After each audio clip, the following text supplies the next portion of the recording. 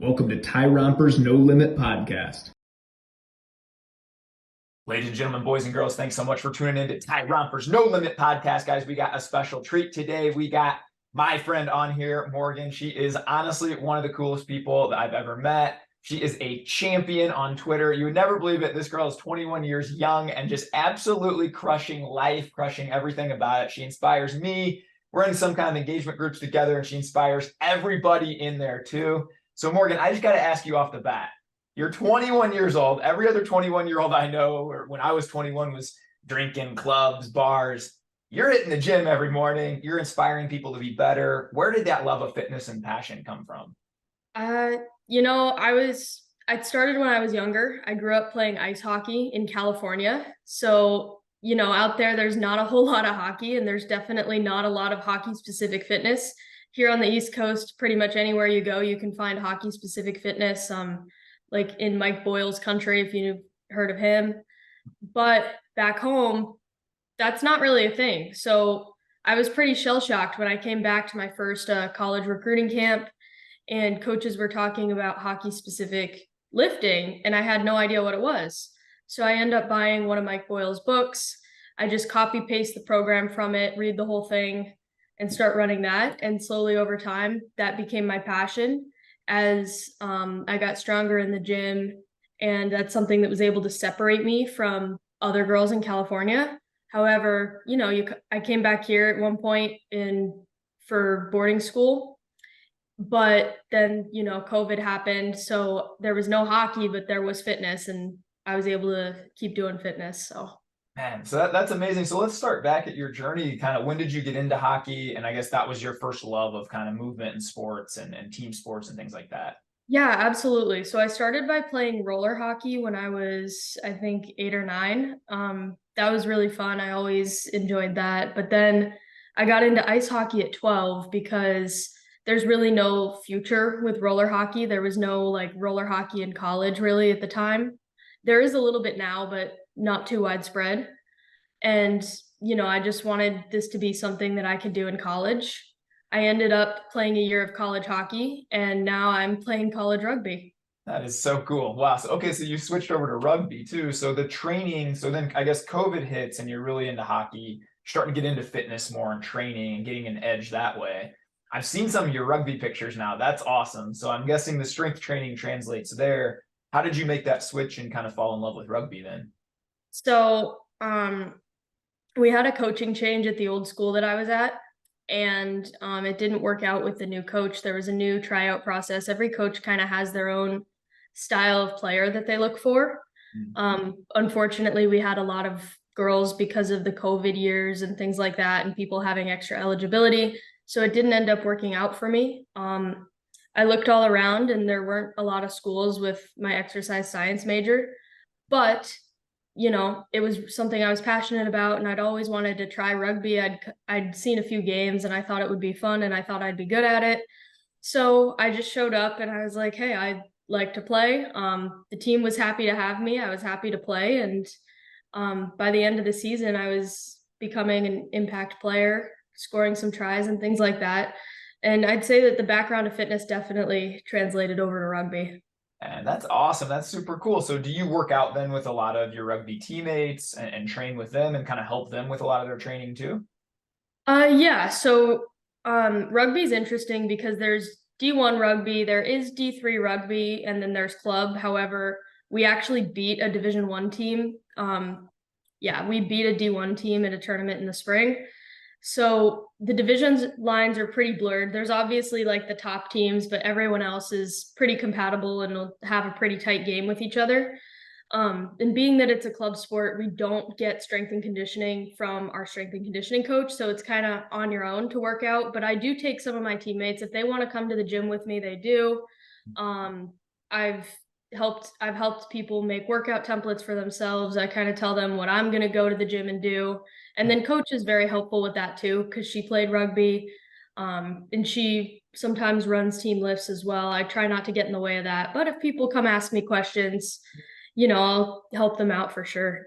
Yeah, you put up some serious numbers in the gym. I mean, I love watching your lifts, and it's very inspiring how you're getting in there and getting after it. Can you kind of talk about a little bit, I guess, sometimes people will say, well, oh, girls, I don't want to get too bulky, or I don't want to, you hear kind of some of these stigmas. I laugh at them because I'm like, dude, I've been lifting 15 years. I can't get too bulky. It's Yeah. very hard to do that. But what do you kind of say to anybody out there who kind of looks down upon females that are going really hard at the gym, or kind of, I don't know if I want to do that? What would you say to those people? Well, what I'd say is that I'm a terrible example because I am bulky and I enjoy being bulky for a female.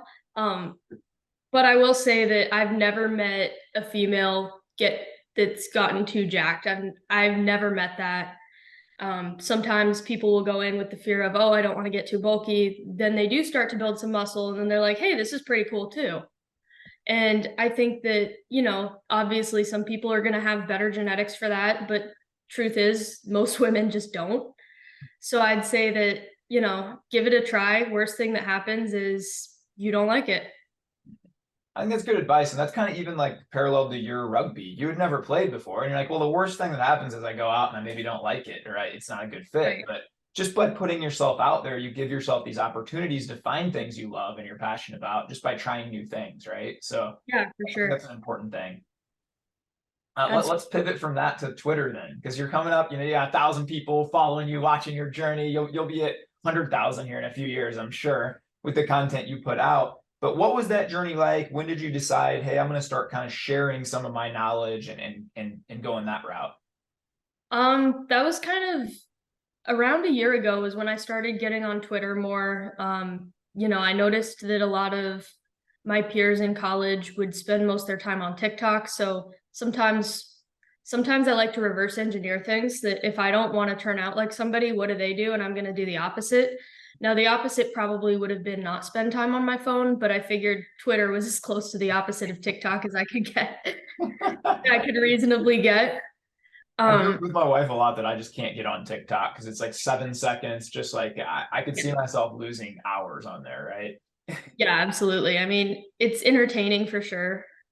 There is some good information on there that I've found, but I think the smarter people are generally on Twitter, because I think that smarter people have a little bit of in general, more difficult time with things like aesthetics, and you sort of are artistic or intellectual. And for me, I've always been more of that intellectual, not a lot of artistic talent.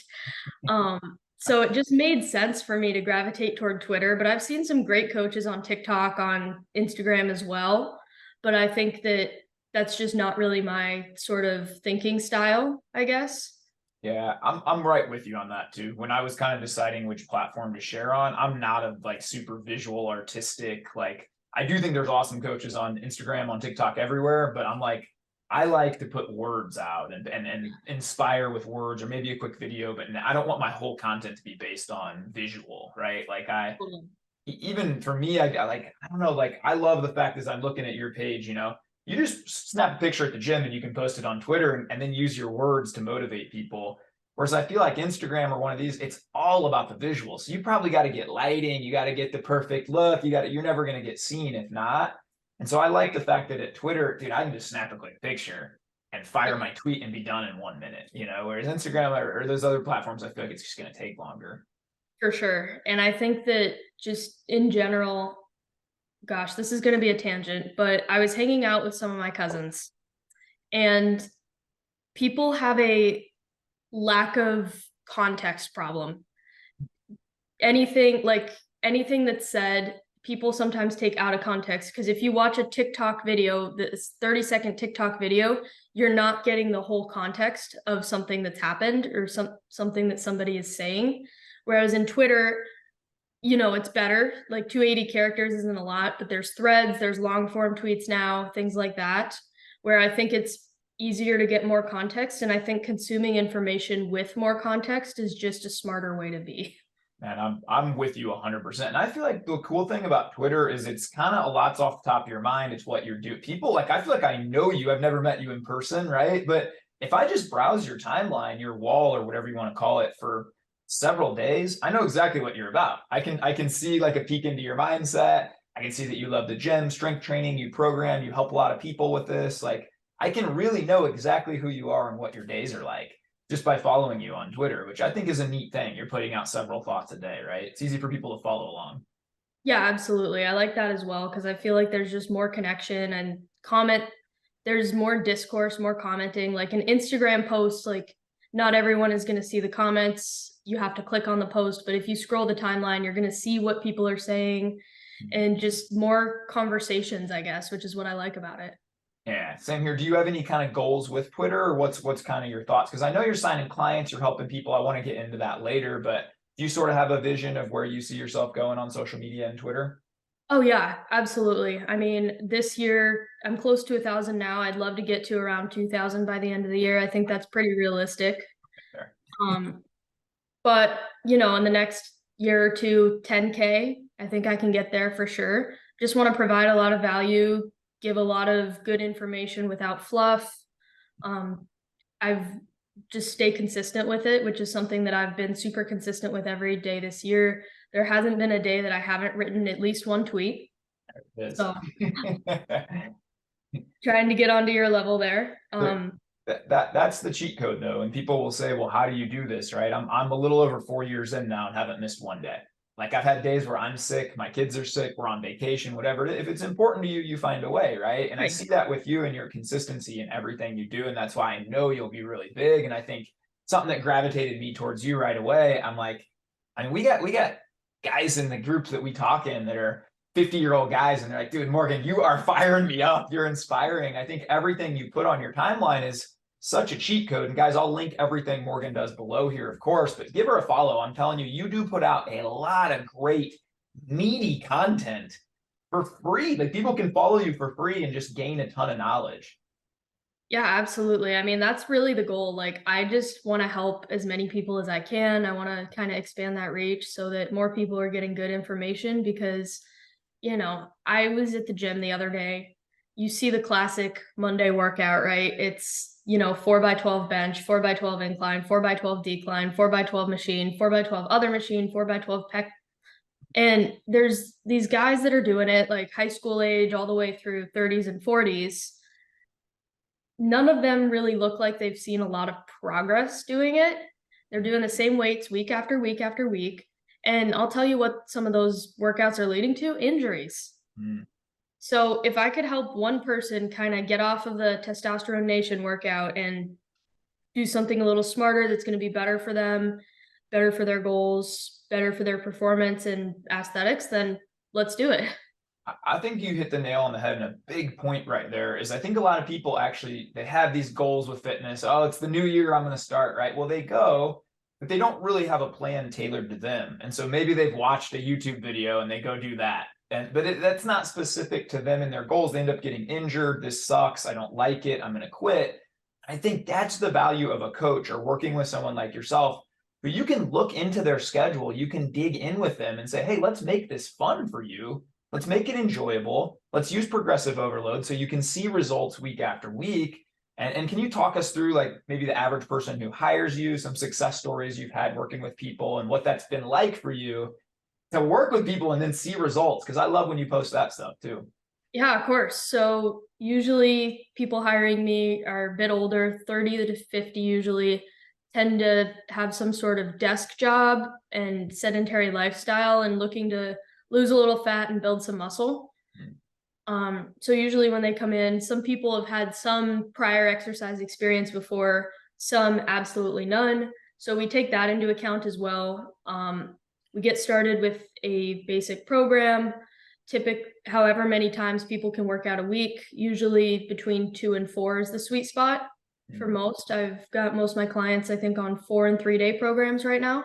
Nice. And, as we get going, we start with mostly the workouts and just sort of get into the routine of that for the first week. And then we talk a little bit about nutrition as well, because that's the other piece of it. And we figure out what's going to work for them, right? Because not everyone can eat chicken every day. Right. I mean, I know you do, but I'm like a 4.5 years in a row of everyday chicken, but I'm weird, man. I can make myself do some of these things that other people. I feel like you have to find things that work for you. But for me, a grilled chicken teriyaki thigh is awesome. It's just fuel for me every day. And then that gives me a lot of margin on my dinners, right? So I found what works for me, but you are helping people find what works for them. so that, hey, 4 years later, they can still be doing a lot of these systems that really work, right?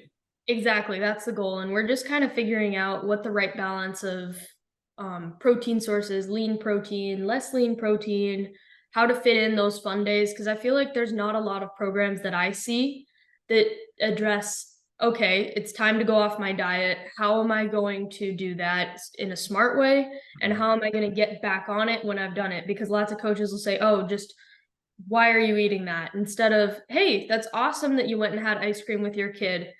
What are we having for breakfast tomorrow? Man, And I think that's really the goal.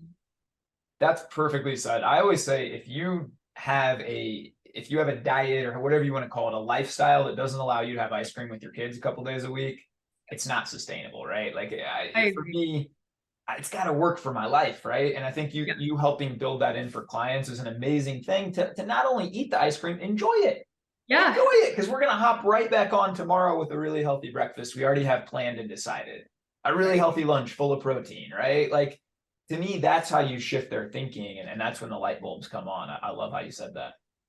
Yeah, absolutely. And I think, I think that's something that's just so important. And something I say is if you can't have a little added sugar or a little dessert, your diet doesn't work.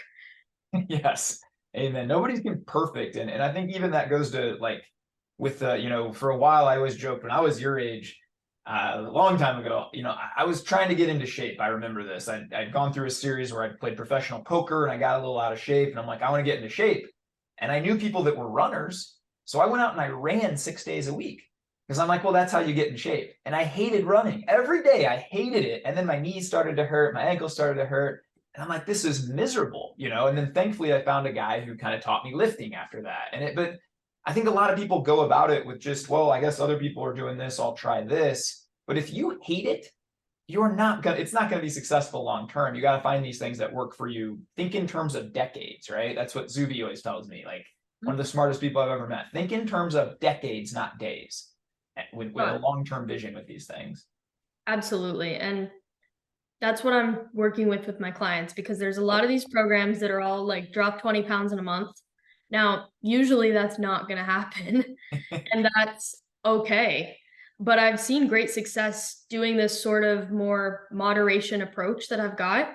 Papa Jay actually lost 10 pounds in his first month working with me. Jay, love this guy, man. Yeah, he's a great yeah, he's like, I feel more confident on camera and he feels more confident in the gym as well, which is what it's all about.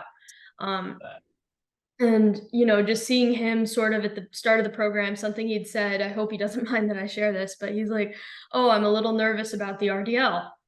Do you have any substitutions for it? And I was like, yeah, I mean, here's a Smith machine RDL. Go ahead and give this a try. This is going to be a little more stable. It's a little more fail proof, and always, if you can't do something, just go ahead and set it down slowly. And then later that night, I sent him a video of that and how I wanted him setting that up. Later that night, he texts me and says, you know what? I just did the regular RDL. It was great. I was ready to take the training wheels off and I feel so much more confident now that I did it. That is amazing. And I think that shows the power of working with a coach. You can send him a video of perfect form. You can ease that fear. And let's say he doesn't have you. He probably just says, I don't know what I'm doing here. Screw it. I'm not going, right? But he has that accountability piece. He has somebody that's there in his corner with them, taking that journey with them. And he's already seen 10 pounds down now in a month or two, which is amazing, right? That's like life-changing. Like carry around a 10-pound weight all day. You'll realize how much that is, right? So yeah. I think you allude to an awesome point too about making like a sustainable life change. And so I'm researching right now to do a YouTube video on Biggest Loser. Do you remember this show from back in the day?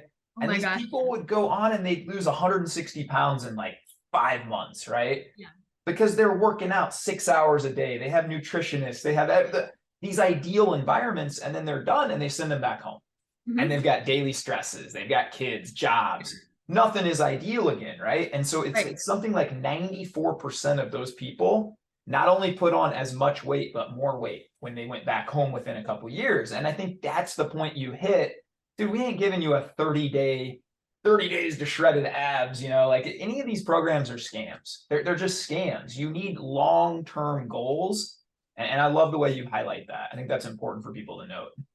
Yeah, absolutely. And on that, habits are so important. So another cornerstone, we've got fitness, we've got nutrition, but I'd say even the biggest cornerstone of my program is habits.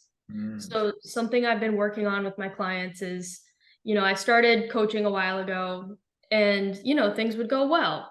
But then what happens when the habit is grab the soda? What happens when the habit is just pull into the McDonald's after a long day? Well, you hit a plateau, right?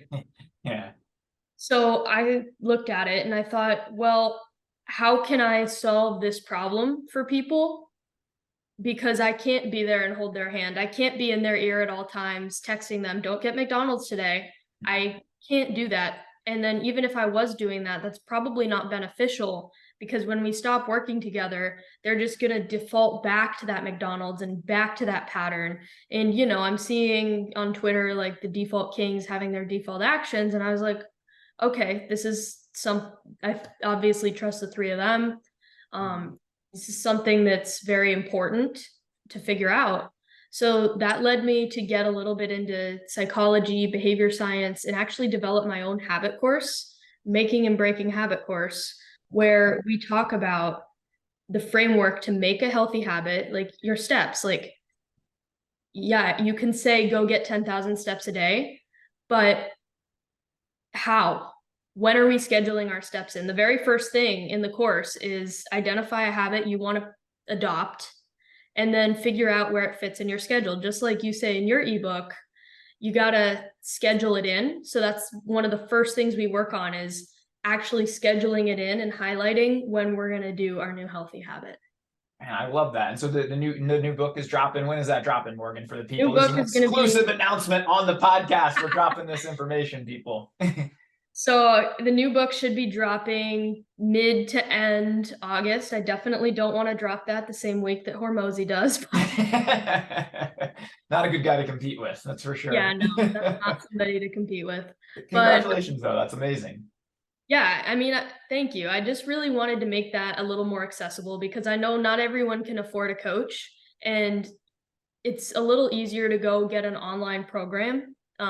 With a little research beyond the clickbaity sites, you can find something pretty solid. There's some guys out there like Dean Turner Training. He's got a great free online program as well that you can get. Nutrition is pretty simple to figure out. Just scroll through some of the smart accounts and you'll get there. But habits, there's not a whole lot of that. So I am going to be dropping the Making and Breaking Habits course, which is a workbook. It's not just a book that you can read and not do anything. It's intended to be like a workbook where you print it out, you pencil in the activities, you try them for a few days, then you move on to the next chapter. Pretty short and digestible. It's not some sort of novel. It'll probably be around 40 to 50 pages, but most of it being assignments for you to do, so that this is something that gets programmed into your life and is going to stick. I love that so much. And I think you hit on a point. You're so wise at your young age. I think that, okay, I have this program that's one-on-one coaching that can help a lot of people. You're already helping people with that. But then I'm sure at some point you've seen in your DMs, oh, I would love to work with you, but I cannot afford that right now. And so what do? You create a solution for people that maybe don't have that. And here's the cool thing about ebooks and things like that. Somebody can now invest 20 or 25 bucks with you. But guess what?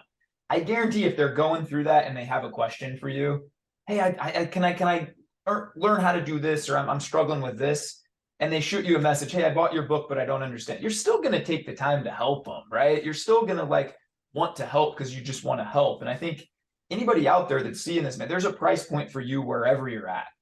You even put up content on YouTube for free, right? And so it's when you really have a heart to help people, and I always tell this to young creators, don't think about how can I make money?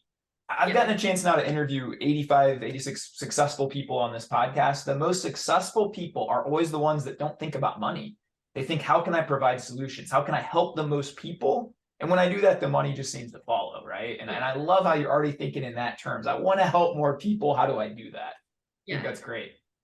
Yeah, absolutely. And if anybody does have any questions and can't maybe afford a program, please shoot them over. I will answer my DMs. Again, just shoot me a message. any questions you have, I'd be happy to answer that. I may make content about it as well. So it helps me at the end of the day to learn some of the more struggles that people are facing. And it helps me create more content and just get some more ideas. So absolutely, just shoot that over and I'd be happy to help. That's why I created my YouTube channel like about 2 years ago, was I just got so many of the same questions in the DMs. And I'm like, look, why don't I just put some videos out and some content that then I can just send over, and hopefully that helps more people, right? So I love that strategy. I got to ask you a question too, because being 21, being in college, maybe it's the norm. I'll be honest, when I was in college at 21, it was not the norm for me and a lot of my friends, but the norm of the group you're hanging out with is fitness and health like a big thing, or do you kind of get some pushback of people being, oh, Morgan, you know, you're too obsessed with this, or what do you know, because you're building a brand, you're working on things that you're passionate about, you're going a different direction than, let's say, a lot of 21-year-olds, right? Do you get any pushback from that, or have you experienced that? I mean, you know, it really depends. At my first school, I did get a lot of pushback. It was just the culture there was very party central. So I did get some pushback there, but I always knew that I didn't want to be average, especially there. At my new school, it's a little different. Something I'll say that is really cool about my generation, at least, is just this very much mind your own business type of attitude. When I'm hearing from my mom and like other older people about their generations, it's very like, why aren't you drinking? Why are you this? Why are you that? Oh, she's pregnant, like all that type of thing. I think my generation is just very much mind your own business. Maybe it's just that they're self-obsessed in like the selfie age and that they don't care. But they seem to mind their own business, which I think is a good thing. So I think I don't get a ton of pushback, but you know, it's always different when you're not doing exactly what's normal. But if you look at what's normal, that's something that's going to lead you to what everyone else's outcome. If you do the same thing and expect different results, that's the definition of insanity. Amen. And for you to realize that at a young age, I was 34 and a half when I realized that. One night on my knees in tears, I remember just thinking, I'm living a normal life. I'm in debt. I'm 20 pounds overweight. I'm in a not great marriage. I'm in credit card debt. I'm going to work till I'm 62 and then die at 74, which is, you know, the national. These are the statistics. If you look, this is what average looks like, right? And I remember just saying, never, I don't care who makes fun of me. I don't care what I have to do, how much I have to spend on coaching or getting myself better. I'm not going to live an average life and look back and say, well, I played it safe. You know, I guess that's what I played it safe. And so I love the fact that you at a young age are saying, hey, I'm going to chart my own path. I have this vision in my head of where I want to go. I see myself at 10,000 followers. I see myself creating these products, putting all these great things out there. I think that's amazing. And that should inspire any young person watching this. My daughter watch this here in a few years when she's a little older, because I think, you know, you don't need to always take a traditional path. If you feel called and passionate about something, chase it, put everything you got into it. And you're a prime example of that. Thank you. Yeah, I appreciate that. And for sure, anybody that's younger watching this or even older, definitely do it. But that also doesn't mean that you have to give up things that you like. You don't have to give up like going out or hanging out with friends. You just have to understand who is aligned with you and who's not. I'm not saying that you can never see people who aren't aligned with you or never hang out with them, but you know, your close circle, if those are mostly people who are aligned at least 90% of the time and going and doing other stuff 10% of the time, you're still successful. And it's all about some of that balance. Now, some people need more drastic and extreme action. However, I think that, you know, if you're hanging around a group of people, at least with goals, you're going to be going the right direction. Yeah, I love that. I think that's really, really well said. Well, what's in the future plans for you, Morgan? We got a book dropping in a month. We're helping a lot of clients with coaching. I'm going to link everything you do below. Building out a YouTube, playing college rugby, getting an exercise science degree. Where do you kind of see yourself in 3, 4, 5 years, maybe? Well, I definitely see the business a lot bigger in 3, 4, 5 years. Hopefully having a team by then would be great. Team maybe to help sales, marketing. I love the training part, so I'd hate to outsource that. But I'm sure that I'm going to have to within a few years as well. But eventually I'd love to open up a gym. I'm very inspired by Zach Hommel and people like that have gyms out there. I would love to have a gym. I'd love to sort of be able to tailor it with my own equipment, my own kind of fit for my style of training. Maybe have some sort of outdoor aspect like Squatch. I'm not sure if you've ever been there. But that I love outdoor gyms. I train in an outdoor gym at least once a week here. Oh, nice. Yeah, that's awesome. It's nothing better than being outside in nature and getting a workout in. Yeah, I agree for sure. I'd love to do something kind of like Squatch does in Texas, but up here in New Hampshire, sort of have maybe an indoor-outdoor model for when the snow comes. But I don't know, just kind of help people get out in nature, just have a super well-equipped gym, probably just for myself to have all the equipment that I want, because it's annoying because, this gym has the T-bar row, this gym has the hack squat. I'm trying to pick which one I want the membership at, right? Yeah, And that I is just true. love No it. gym I've ever been to has everything I want. You always give up something. That is Exactly. So that's definitely the benefit of creating your own. That's something Zach Hommel, he's my coach still to this day and has been for years. And I think, following in his example, some people, I think, I tweeted this the other day, I think you can break down people into two categories in life. People that see a guy like Zach Hommel and say, man, there's a college dropout. What's this? He's just lucky. He must have got lucky, right? And he's got good genes to be in good shape, and he's just lucky. Or you have other people that might look at him and say, what can I learn from this guy? Man, he started a business with $700 in his pocket. He's now making crazy amounts of money. Yeah. He's in great shape in his 30s. He's all these things. How can I apply what he's doing and make my life better? And I think that's the beauty of our community in Twitter. We just got a lot of people that are like, I never see any hate or jealousy from in our community. Like everybody I know is like, dude, Morgan, yeah, you will own your own gym. You will be crushing it. You will, like, how can I help?